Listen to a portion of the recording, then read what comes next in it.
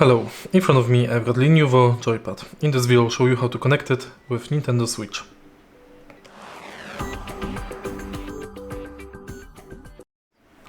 In the beginning, make sure that your controllers are charged. And if you want to connect them wirelessly, inside the controller we've got pairing button. Press and hold pairing button to enable pairing mode. Once it's enabled on your Nintendo Switch, enter controllers and sensors, change grip order and select the controller. If you want to connect it for stable connection, remove Joy-Cons from your Nintendo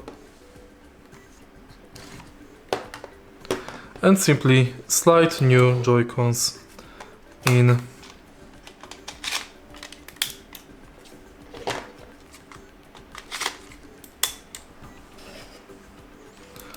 and they are connected.